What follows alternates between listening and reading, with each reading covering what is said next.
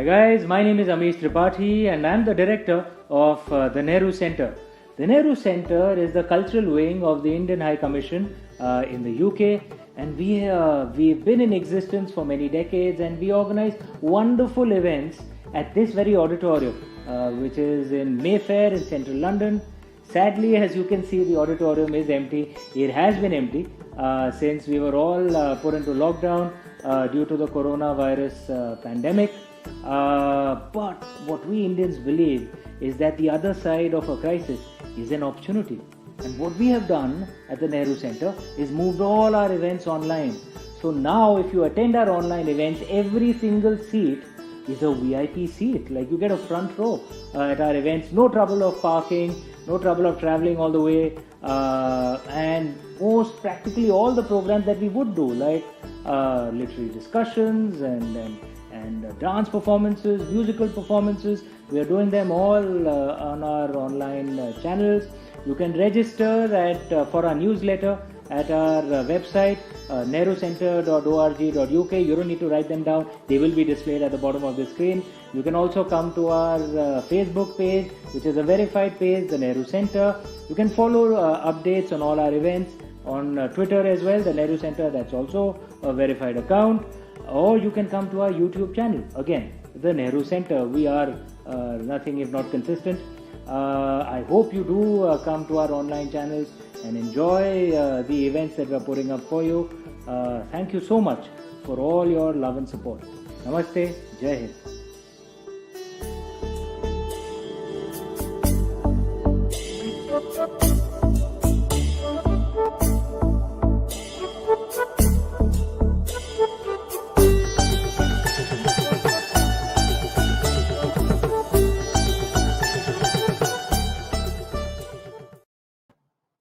Namaste. Thank you so much for joining us on this 23rd of February 2021. And as you would have read in the poster introduction to this program, today we have the only Indian author to have inspired an Oscar-winning movie. And his name is Vikas Swarup. Ambassador Vikas Swarup is not only my senior in the world of diplomacy, he's my senior in the world of writing as well. If we can get Vikas ji up on stage, please. Thank you, Amish. What a pleasure to finally join you and to do an event with you at the Nehru Centre, virtually, of course. Thank you so much for taking the time out, Vikas ji. I know it's been a busy day, and we'll try and make this conversation as much fun for you as possible. No, absolutely. As I said, I look forward to these opportunities. One is busy, from 9 to 5:30 in the office doing, the diplomatic stuff. But then it's good to, get on the second identity of being a writer and engage in literary discussions with people such as you. And of course, you are a huge inspiration for everyone who's engaged with the world of reading and writing, a best-selling author, who has got a massive fan following now. So it's an absolute pleasure and honor to have this conversation with you. And I'm really looking forward to this. Oh gosh. Okay, thank you, Vikas ji. That was thoroughly embarrassing. Thank you so much. If I may read out your formal introduction before we jump into the conversation. Go ahead.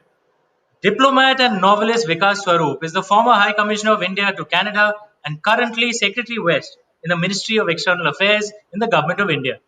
He joined the Indian Foreign Service in 1986 and has served in diplomatic assignments in Ankara, Washington DC, Addis Ababa, London, Pretoria, and Osaka, Kobe.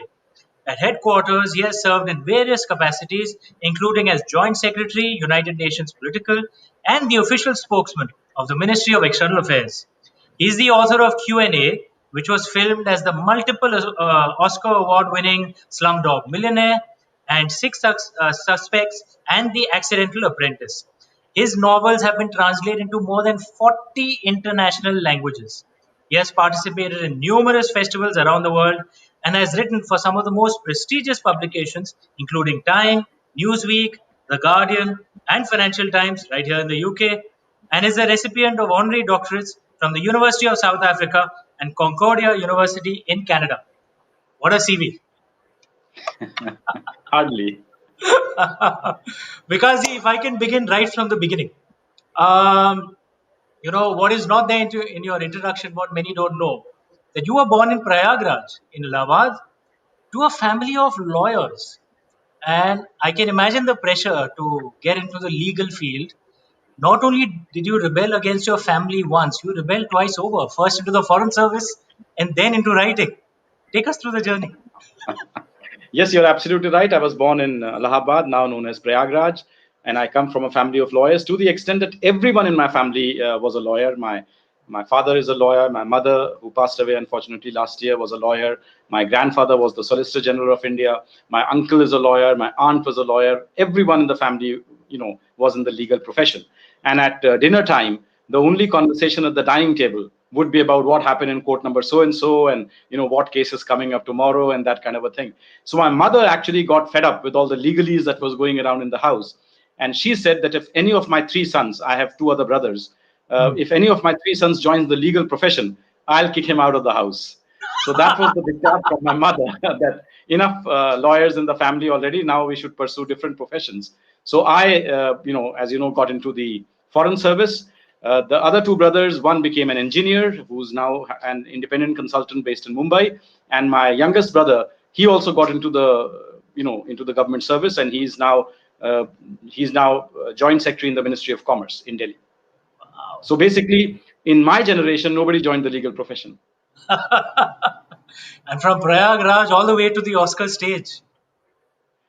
Yes. So if you look at my photos at the time of the Oscar, you'll see We a have them lot of displayed people right on the. here. Yes, but I think if you took the long shot of all the people who were on the stage, I also managed to get onto the stage when Slumdog Millionaire was anointed as the best picture. And if you look at all the people, everybody's looking at the camera. I'm the only one who's looking up at the ceiling and wondering what is a professional diplomat doing in the Kodak Theater in California. But it's a fantastic journey because if I'm not mistaken, you started writing Q&A upon which Slumdog Millionaire is based while you were in the UK, if I'm not mistaken. Yes, absolutely. In the same city where you are currently, Amish, I started writing in London, and that's why I call myself an accidental writer. I really came into writing entirely by accident. The fact that I was posted in London, was an inspiration because it is the hub for the world of English language publishing. Also, what was inspiring was that some of my contemporaries in the Foreign Service were trying their hand at fiction, and that is what motivated me. I said, "Do I also have a story inside me? Can I also try to write a novel?" And I wrote this novel in complete secrecy. I did 4.5 chapters, found an agent in London. Well, not in London, in London environments, let's put it this way, in Oxford. And then, once I got the agent, I completed that novel. Believe it or not, I finished this novel in just 2 months. Wow. And I think I did it because, as I said, I was in London. Fascinating, fascinating. And things move very rapidly, right? Usually people write and then wait for years to get published. You got published, you had a movie deal. It was very, very Yes, quick. yeah. So that's why I call myself a very lucky writer. Unlike many writers who are million times better than me, many Or of a whom very never good get the writer. opportunity, who never get published. I mean, they still have lots of manuscripts lying in their cupboard, gathering dust. I, as you rightly said, got published with my very first book, and I finished this book, and within 2 months of finishing it, my agent was able to put it with a publisher, which was, of course, Random House. And they said, this is a big book, we'll need to publish it with proper fanfare, and they gave me a 2-year time frame within which to publish it. So again, first time author, I didn't have too much of a choice. So I wrote this book in 2003, but it was published in 2005, and the film deal came about in 2004. So when I got the call from Film 4, I said, how do you even know I've written a book, because it's not been published? And they said, no, your publisher tipped us off, and we love it. We think it'll make a great movie, and they signed me up even before the book had been published. Fascinating, fascinating. Now I've read the book and I've seen the movie. Both fantastic, of course, in their own different ways. But as an author whose book has been converted into a movie, there is an adaptation. Some of the things get lost. Your main characters, of course, the name itself signifies the background Ram Muhammad Thomas, whereas in Slumdog Millionaire becomes just Jamal. Somewhere I feel, and I love the movie, don't get me wrong, I love the movie, but somewhere perhaps the layers of the character, it tends to get lost if it The book I found a little more darker and therefore a little more interesting. Is this something that you just accept as part of the game? It has to be adapted. What's your reaction as an author? Yeah, this is an interesting question, and I think different authors have different takes. There are some authors. There's one in England called Alan Moore, who refuses to give his, graphic novels to be made into film because he says, they can never be replicated into any other medium. But there are others who are quite okay with the, adaptations of their books. So I belong to the latter category. I believe that a book is a book and a film is a film, and if somebody wants to make a film based on your book, then they have a right to do a creative adaptation.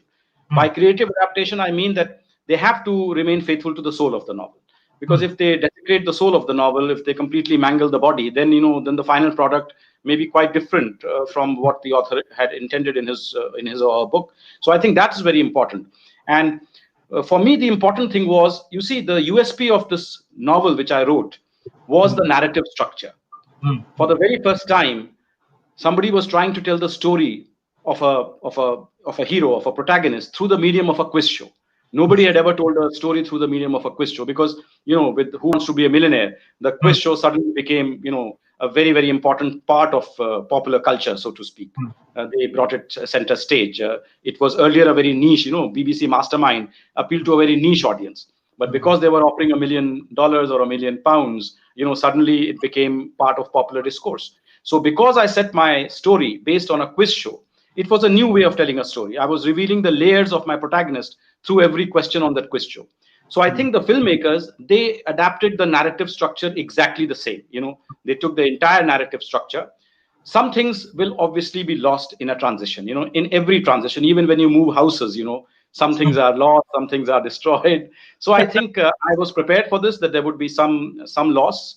And a couple of things which were lost, I think, in the transition. One, as you rightly said, was the multidimensionality of my central character. Because my character, as you said, was called Ram Muhammad Thomas.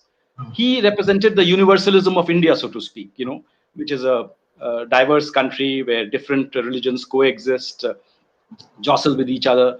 And he represented the richness and diversity of India, so to speak. But in the film, they wanted a story of two brothers. So then the two brothers, because in my book, Ram Muhammad Thomas was an orphan. But in the film, he became Jamal Malik. So I think the multidimensionality of Ram Muhammad Thomas was lost in the unidimensionality of Jamal Malik. That was one. And I think the second major change was, my book was about luck. Because I wanted to show that, luck plays an important role as well in our life circumstances. But the film is very explicitly about fate, about destiny. The very opening frame says, Jamal Malik is one step away from winning 20 million rupees. How did he do it? A, B, C. And the D says, because it is written. So I think these were the two major changes, I would say, between my vision of the book and their vision of the film.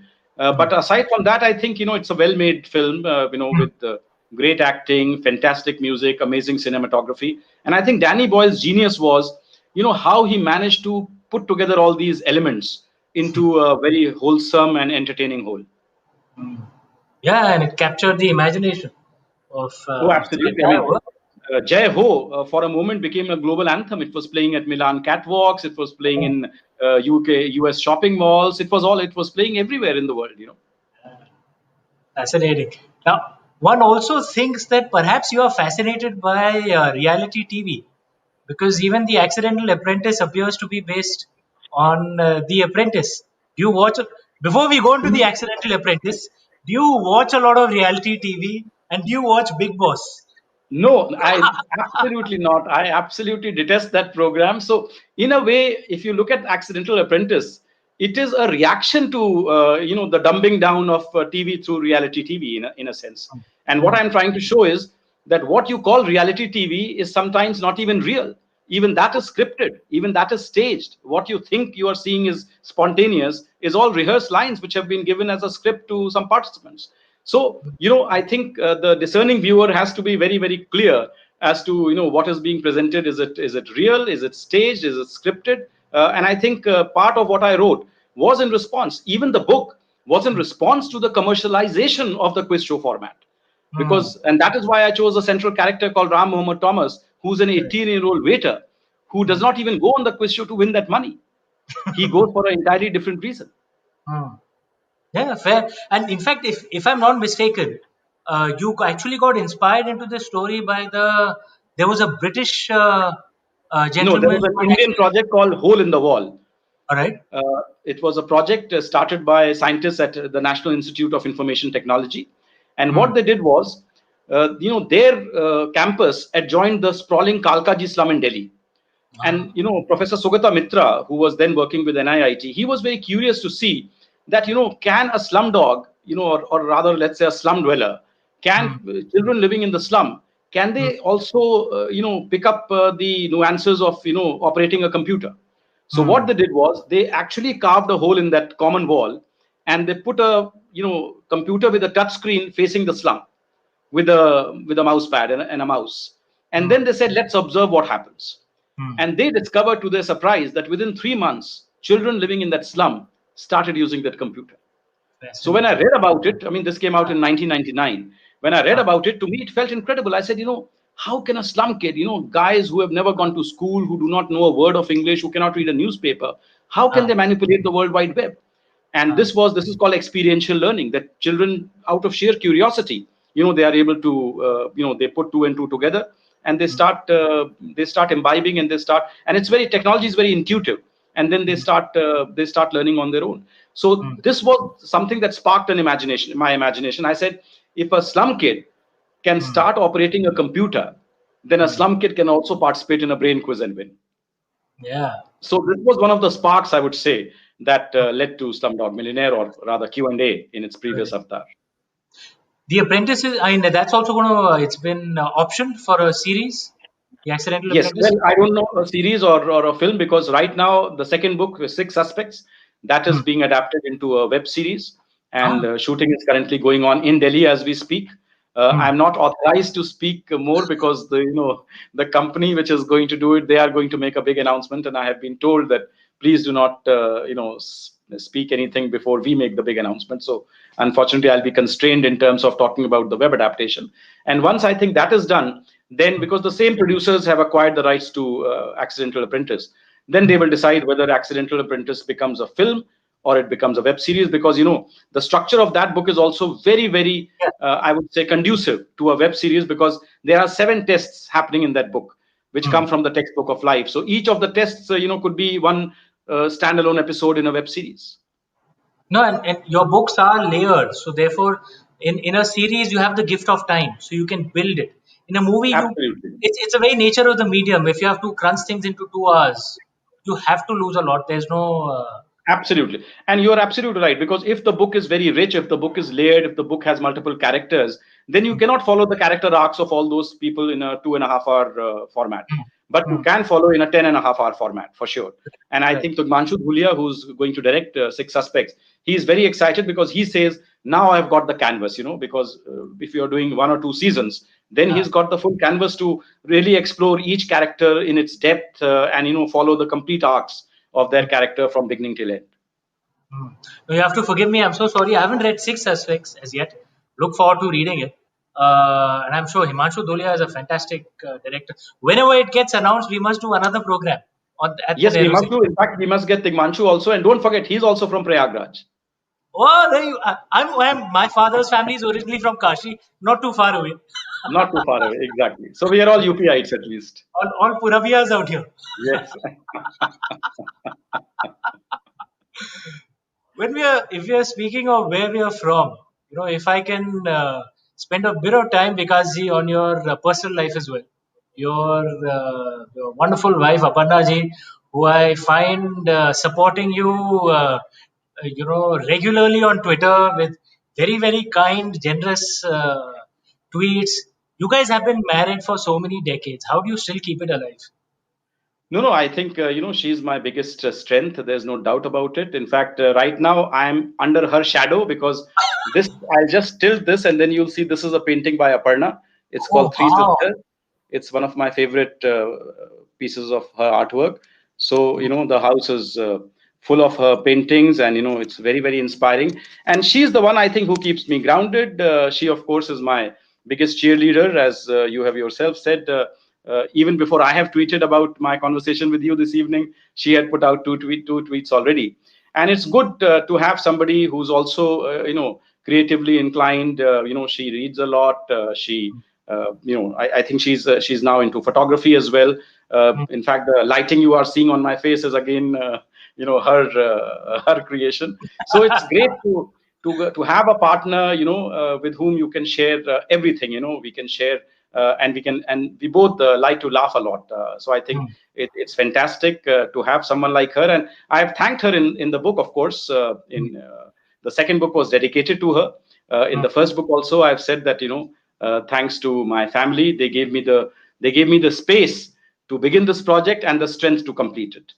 So I think that's the only thing I would say is, without her, it would have been much more difficult to do this, because you can only write when your mind is at peace, and your mind is at peace when the house is working beautifully. When you have somebody, when you have somebody who's fully dedicated to keeping the house going. Not to suggest that all partners need to be housewives, etc. But I think the fact of the matter is that she's the one who keeps the house running, and despite that, she manages to find time for her creative pursuits, which is absolutely brilliant. No, and that painting is a great professional quality. I mean, I have to be honest. I mean, I have followed her on Twitter, but that is a really high quality painting. Yes, in The fact, she has exhibited. She has texture, exhibited in many of our postings. She did a full exhibition. She started painting when we were posted in Addis Ababa, and then she exhibited. Actually, she has exhibited in Nehru Centre oh when we wow, were okay. posted in London. Yes, she has Ah, exhibited in Nehru Centre as well. She did a major exhibition. She started something where she used printer's ink. She manipulated printer's ink, and she did a wow. whole series on South African women, which she Ah. displayed in South Africa. So, I think her creative side is very, very important, and I hope that she keeps it alive and that she keeps it going. Wow, what a power couple. But if I can then come back to, if I can then come back to you, you're holding down a job and writing. What kind of strain does it put?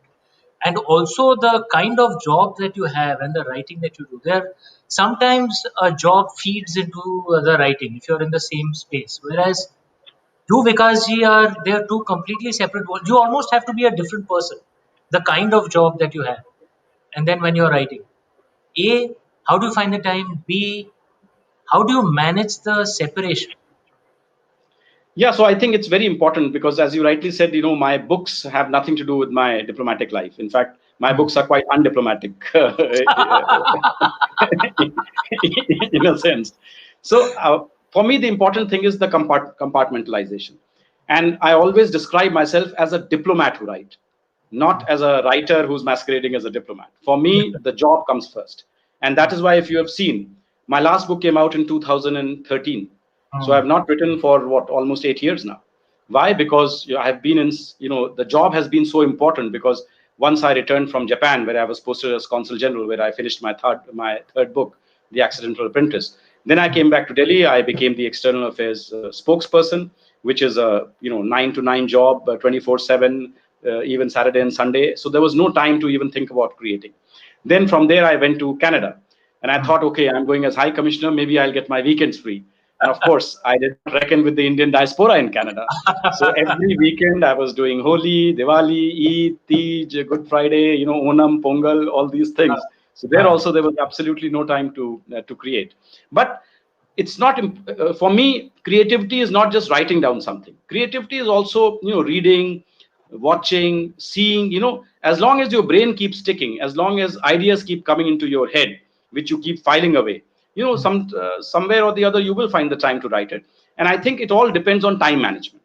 Hmm. Many of my friends in the service, for instance, they play golf on weekends. Hmm. uh, if I started playing golf, there would be no question of writing anything, because it is such an addictive thing. So I don't play golf on weekends. uh, then yeah, so when I'm writing, then I have to be very, very disciplined. When I start writing, then generally I get up at about 5:30 in the morning. I Ah. do about 2 hours of writing in the morning, and then I write mainly on weekends. So because I'm not a night person, I cannot write at night.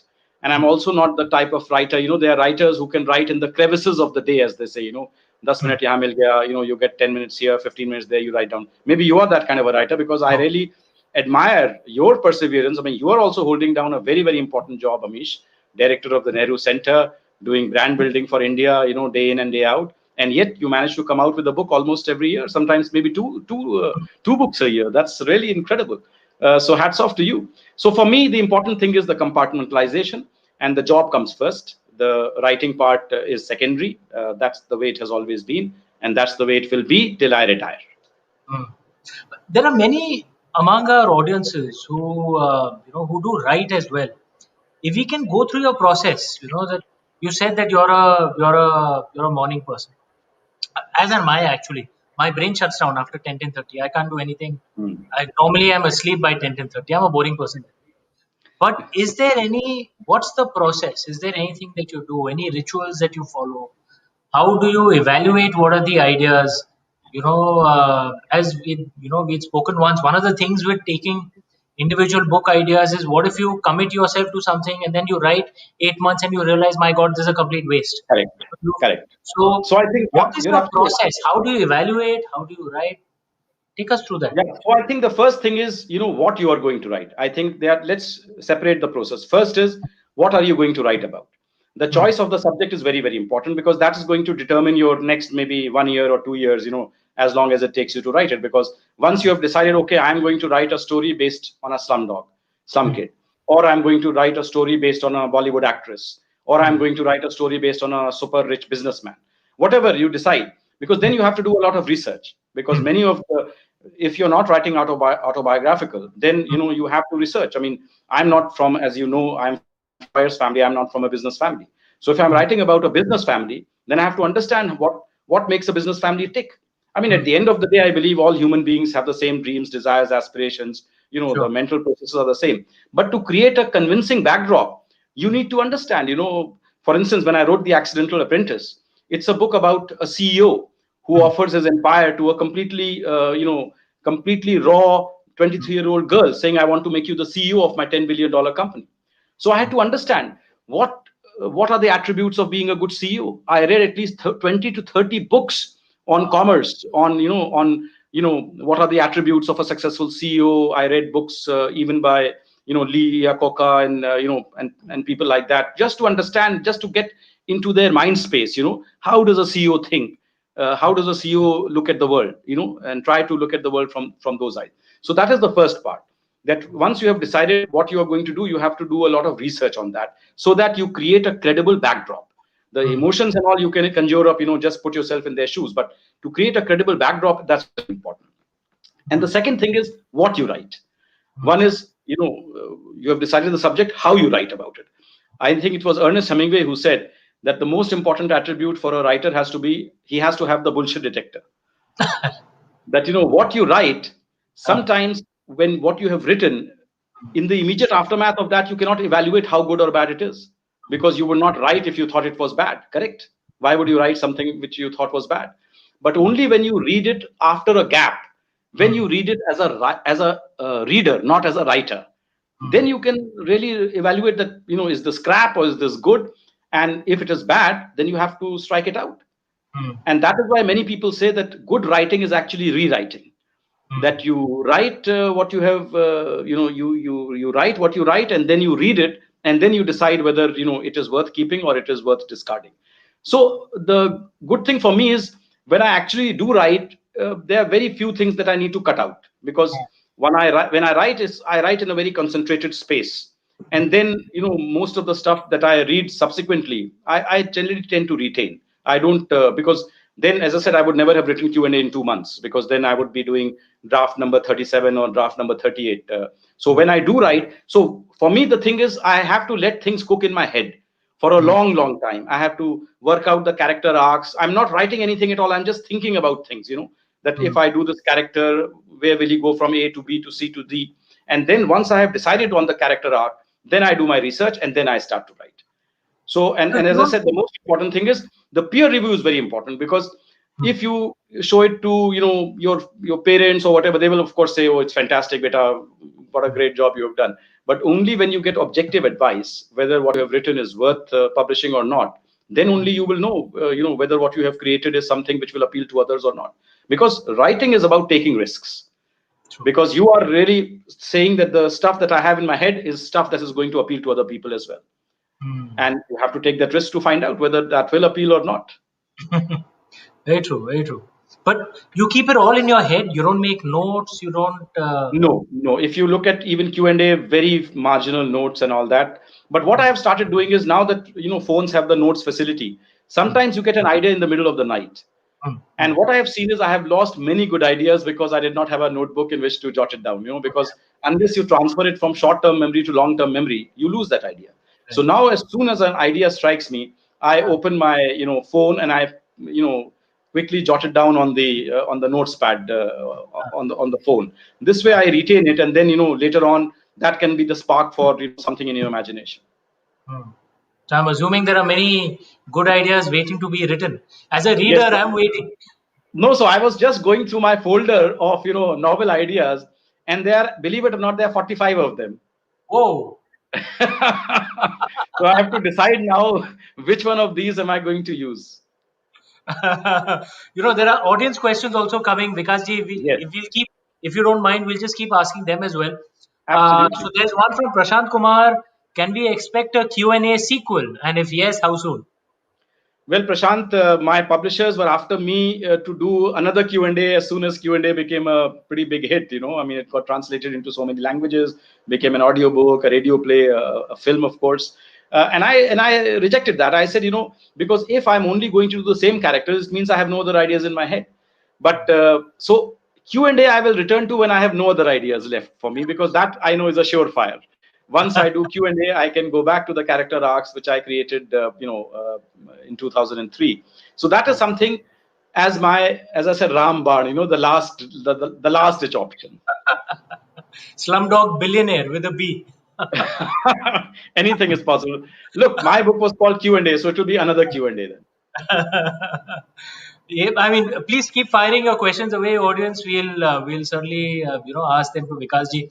I had one more question, Vikas ji. Please. When you're writing, some authors have quirks, things which actually just kind of triggers the process for them. Like for me, I have to listen to music while writing. Music which is in the mood of the scene which I'm writing. I tend to eat cream biscuits while writing. Those are my rituals. There's no logic to it. It just helps me. Do you have any rituals which helps you? No, in fact, for me, music is very distracting when I'm writing. I love to listen to music when I'm on the gym, or I'm doing other stuff. But when I'm writing, then I cannot have any distractions at all. And that is why, as I said, I write only on weekends, because that is the only time I can get 6 to 7 hours of uninterrupted space where my phone is not ringing. I don't have a deadline pressure of a office project or something like that. And that's why, for me, it's important that I write in a completely quiet space with no deadline pressures, and my mind is at ease. That's very important. But now let's take my friend Humphrey Hoxley's question. Yeah. When are you going to write the great Indo-Pacific thriller that'll shake the world to its senses? Oh my, okay. Well, I can only write that, Humphrey, once you stop writing, because currently you are the ones writing those great Indo-Pacific thrillers which will shake the world and talk about World War III and things like that. So only when you stop writing, then I'll pick up the threads from you. But it's great to hear from you, my friend. And Humphrey was one of the first persons that I spoke to when I was writing Q&A, and he gave some brilliant advice, of course, as he always does. And of course, I've been a big fan of his writing. The techno thrillers that he writes, involving great power play, rivalries, etc. So I'm eagerly looking forward to his next book. And we must have Humphrey Oxley and you back on the stage, Vikas ji. Would love to. Discuss Indo-Pacific. It would be a dream, because when I met Humphrey, he knew me only as the Indian diplomat. I was not a writer at that time. So it would be great to join Humphrey as a fellow writer. That'll be fantastic. That will be a program that the Nehru Centre will, I'm sure that'll be like one massive hit. Thank you so much for your question, Humphrey. So, when can we expect a next project from you? Yeah, I think Jay has already asked that question. Vikas, will you ever become a full-time writer?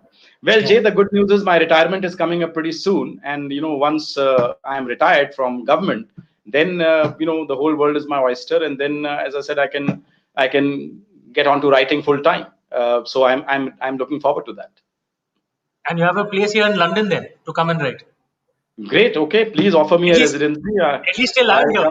Come, come. Great.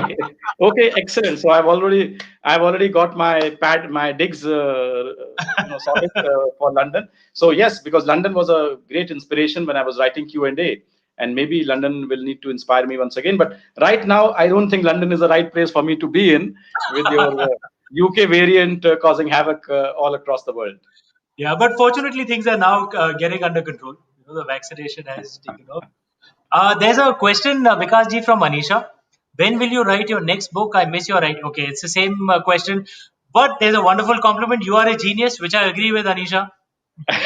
Well, I don't know about that, Anisha. But look, this is something I keep getting these queries all the time on email, etc. That we are waiting for your next book. We are waiting for your next book, and it's been a long wait. It's been 7.5 years since I wrote my last book came out. So definitely, lots of ideas are cooking in my head, and just give me a little bit of time. I will find the space, and I will create something. And I hope that the tag that you have given me will be justified, because creating those kinds of books takes a long time.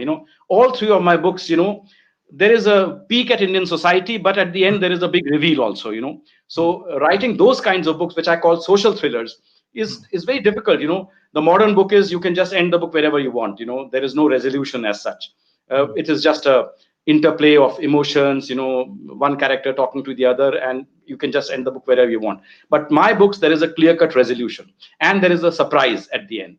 So writing those kinds of books, as I said, is much more difficult. You have to embed the surprise in a way that the reader is caught unawares at the end. And those kinds of book take much longer to gestate, take much longer to produce. And of course, I have to find the space and the time to do that. But don't worry, very soon I will find that time and the space. You ever thought about writing non-fiction, Vikas ji, with your Yes, understanding of? I know. In fact, there was one question which came out earlier also, which said that why can't you write a book about which is based more on your In day fact, if job? I may, there's a question which actually appears to have the same thing from Navanita Sarkar. Will you stick to fiction or will that change once you retire? Sorry, apologies for cutting Yeah. you. So look, what I like about fiction is the freedom that it gives you. Because if you write non-fiction, then as I said, you are wedded to the facts. You Hmm. cannot really stray apart from the facts. And the bigger problem is those facts can change. What you thought was X could suddenly become Y as new facts come into play. So non-fiction, of course, has become a huge genre in itself. On Amazon now, non-fiction sells more than fiction. There's no doubt about that. And especially this new genre called narrative non-fiction has Right. really become very, very popular, where you read a book which looks like fiction. And Catherine Boo's Behind the Beautiful Yes. Forevers was a bit like that. It talked about the life of a family living in a slum, but it was written in a very racy way. It was written in a very immediate way, kind of a thing. So it gave you the sense of as if you're reading a novel, whereas all that you were doing was reading the real life of that family as it navigated the pitfalls of the slum.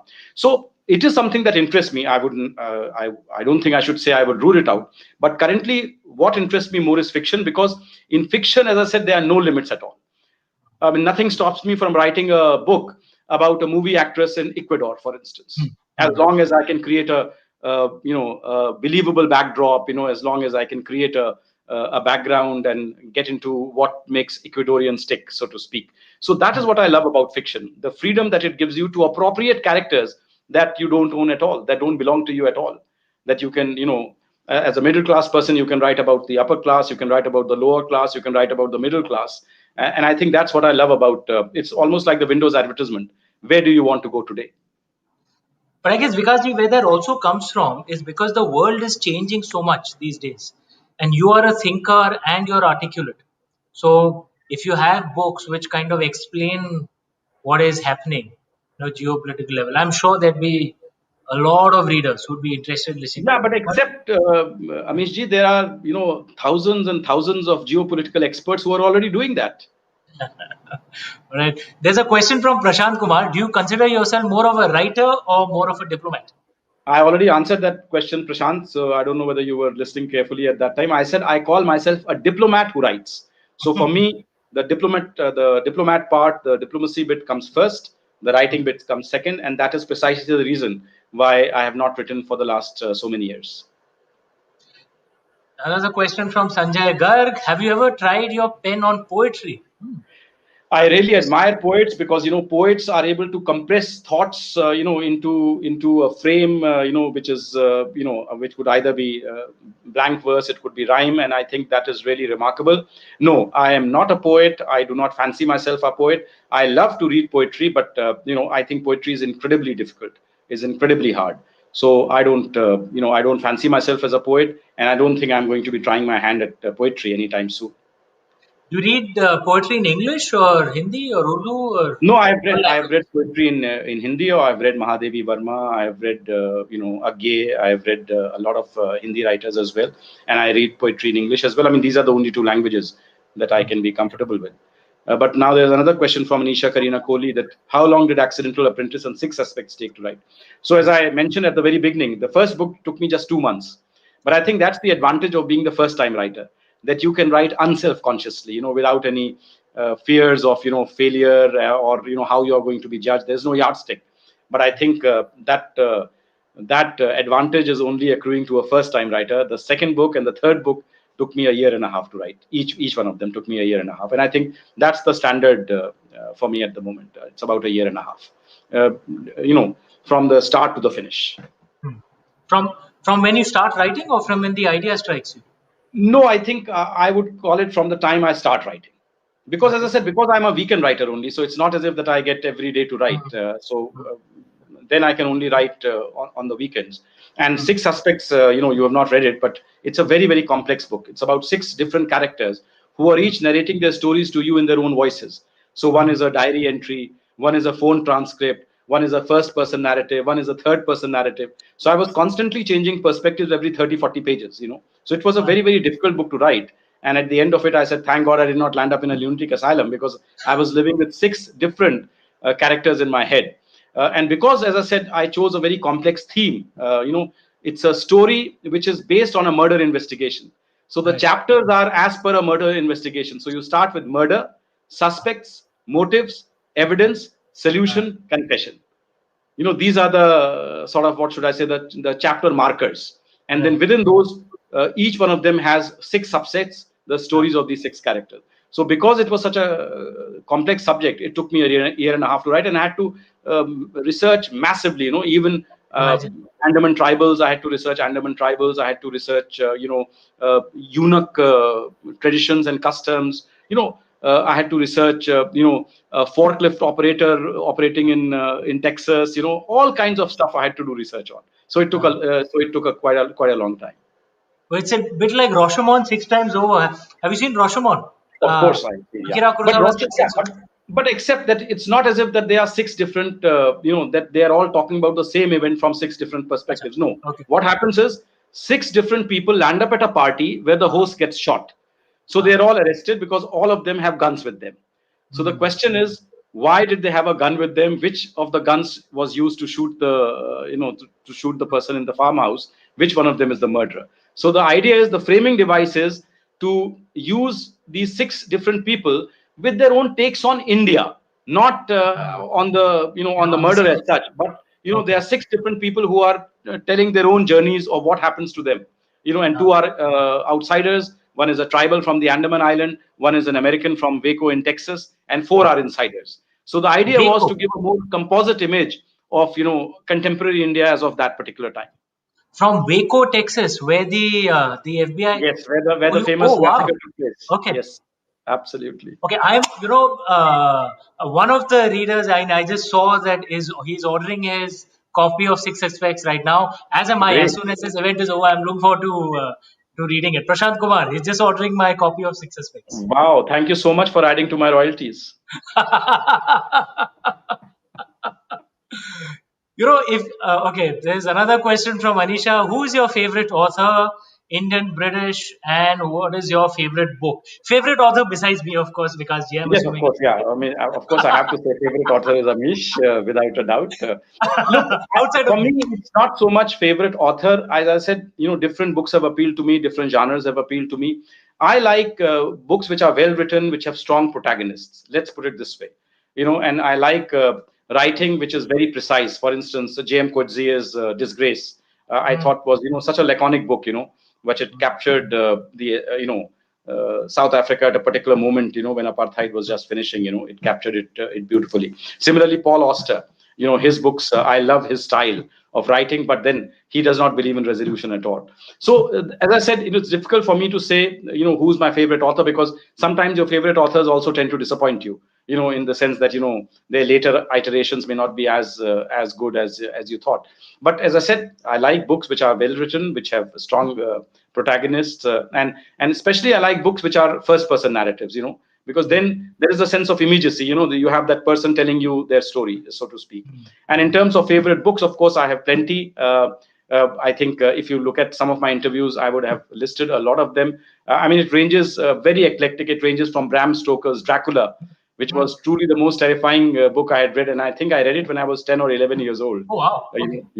So to George Orwell's Animal Farm, to even modern classics like V.S. Naipaul's A Bend in the River or A House for Mr. Biswas. So I've read a wide variety of authors, and as I said, I'm still reading currently. Also, when I'm not writing, I'm at least reading. Have you read Aldous Huxley's Brave New World? Completely No, different take on authoritarianism. I believe it or not, Amisha, I read this book when I was in, I think, class 12. I borrowed it from the Allahabad library, and I read it at that time. And I remember vaguely about it, but as I said, I cannot really now say with full confidence what it was all about. It was a fascinating conversation of the Orwellian world is authoritarianism through force. Aldous Huxley's world is authoritarianism through attraction. It was a very, very bizarre, different take on authoritarianism. So Prashant Kumar's question: do you watch Bollywood movies, and if so, which is your favorite? Oh, there are many favorites. I especially love Bollywood movies which are well made, which have a strong storyline. For instance, Three Idiots, I thought was an amazing film. I didn't think there was a single minute in that film which was boring to me. I thought Sholay was absolutely incredible. Again, a film where, from beginning to end, there was not a single drag. So as I said, it's not as if I'm not an elitist in the sense that, I don't watch Bollywood movies and all. I watch Bollywood movies. In fact, just yesterday, I watched Drishyam 2. Which is, of course, the Malayalam film which has just released. Because I was very keen to see the plot twist, because everybody talked about the plot twist in Drishyam. And I had read, of course, the famous book, which was one of the inspirations for the original Drishyam, which is The Devotion of Suspect X by Keigo Higashino. And I've heard a lot of good things about Drishyam 2 as well. Rakesh Mathur has a question. Do you think there's a possibility of a novel on the subject of the Indian diaspora, especially written by an Indian and not by an NRI? Yep, why not? But you see, I think there is a big divide, and I think what I'm saying may be seen as controversial also by some diaspora writers. I think there's a big divide between diaspora writers and Indian writers, in the sense, diaspora writers, I find, there's a lot of emphasis on themes of identity, for instance. Because I think they are sometimes caught in the middle, whether they are fully Indian, whether they are fully, citizens. They are citizens, of course, but are they fully integrated in that society in which they are currently living in? So there's a lot of discussion on themes of identity, dislocation, acceptance, that kind of stuff. And I think diaspora fiction should be written by a member of the diaspora, because that particular experience, even if I pretend to, I will never be able to have that authentic experience of what it means to be living in a country and acquiring the citizenship of that country while retaining your roots in another country. And that's why, when I meet the members of the Indian community abroad, the biggest debate, many of them always expresses, sir, we don't want to give up the Indian passport. This is our big link to India, But sometimes we feel, that because we have been living for so long in the country, for tax purposes and all, it's important that we become citizens of that. So sometimes they do a compromise. The husband becomes the local citizen and the wife retains the Indian passport and things like that. So that you would grapple with if you were a diaspora living like that. I have also lived in foreign countries, but I have never been part of the diaspora as such, because for me, I have always been an Indian, representing my country abroad. True. It is a challenging and a different experience, but the diaspora in the UK is a living bridge which truly connects, and the diaspora across the world. Diaspora is now our biggest strength, without a doubt. True. because the collective strength of the diaspora, and they are there for you. They are there to participate in your events. They are there to lend you a helping hand. And look at during the COVID times also, how the diaspora pooled in their resources to help the stranded Indians return home, etc. I think it was truly commendable. So the diaspora is very, very much an integral part of our diplomacy now. This is part of every Indian diplomat's manual. That you have to engage the diaspora, you have to be responsive to their concerns, their aspirations, and you have to laud their achievements, because the diaspora today has become such a role model for other diasporas as well. Because they have done so fantastically well, particularly in the UK. Yeah, spot on, spot on. They're doing well economically, don't do crimes. It's absolutely spot on, Vikasji. Usha Madan has a question. Leave aside about writing, as you've traveled, lived in many places, continents. Which is your most favorite place? Ushaji, this is a very interesting question. And sometimes, people would say that, if you are living in a Western advanced society, that will be the best place. I have always believed that a posting is made not just by the quality of the city that you are living in, a posting is made by the quality of the conversations you can have in the city. Ah, beautiful. So even if you are in a place where the physical infrastructure may not be the best, but if you have quality people with whom you can have really engaging conversations with on a range of subjects, whether I'm not just talking about literary subjects, it could be on geopolitics, it could be about local politics or anything, where there is no language barrier, then the posting becomes great. And for me, that is the most important thing, that I must be in a city where I can have engaging conversations, because I must learn from every posting. I must imbibe something from every posting. I should not treat a posting as just a place where I'm just passing the time. I have to then only once I understand the society, once I understand the people, then only I can be an effective diplomat, because then I have to act as the bridge between that country and my country. Is this something that you find is common between a diplomat and an author? Because an author should ideally be a sponge, keep absorbing experiences, and then that can all go into a book sometime. Except Amish, a diplomat absorbs but does not say what all he has absorbed. And sometimes it's better to be a diplomat and not say what you have absorbed or what you have eaten at a particular dinner as well. So I think one has to be very, very careful in terms of what you absorb and what you vomit out and regurgitate.